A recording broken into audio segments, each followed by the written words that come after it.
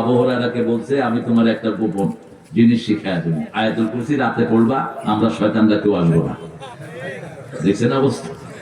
রাসূল বলছেন ও মিথ্যুক, কিন্তু কথা বলছে কি সত্য।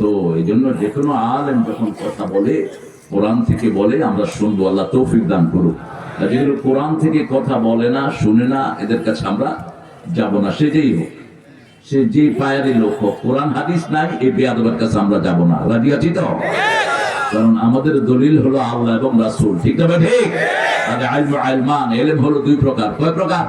দুই প্রকার। একটা হলো কোরআন, আরেকটা কি হাদিস। খালাস, এর বাইরে নাই। পৃথিবীর যা জ্ঞান সব এই দুটার ভিতরে আছে না নাই?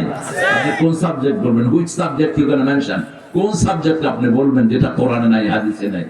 পৃথিবীর যতগুলো বিষয় হতে পারে সব আল্লাহ কোরআনে দিয়ে দিয়েছেন। যতগুলো প্রাণীর নাম সব কোরআনে দিয়েছেন। মাহমুদুল হাসান রুবেল ভাই আজকে প্রধান অতিথি, বিনয়ী মানুষ, আমি এর আগেও পেয়েছি। আমি বলি বিসমিল্লাহ সরকার হলো বিএনপি, আর জামাত ইসলামী হেফাজত আমরা চাই পুরা কোরআন সমাজে আসুক। ঠিক আছে? ঠিক। আমরা বিসমিল্লাহ লাগাই দা, বাকিটা আমরা হুজুরটা লাগাই দেব। ঠিক না?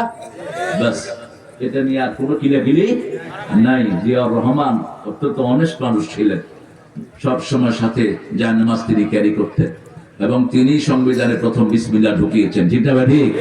শেখ মুজিব সব বের করে দিচ্ছিল, উনি আবার ঢুকিয়েছেন। আবার আল্লাহর উপর অবিচল আস্থা ও বিশ্বাস তিনি ঢুকিয়েছেন। এই জন্য এই বিএনপি এবং জামাত, হেফাজত, তারপরে আরো ওই যে ইসলামী আন্দোলন, এরা যেন কখনো কিলাকিলি না করে। আমরা 17 বছর আমরা নির্যাতন সহ্য করেছি। ঠিক না? ঠিক। এখন আমরা চাই পার্লামেন্টটা কোরআন দিয়ে চলুক। আপনারা চান তো? চান তো?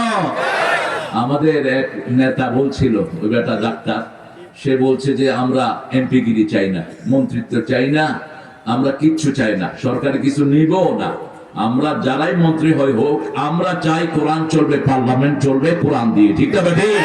আপনারা চান তো? হাত তুলে দেখাই দেন কারা কারা চান।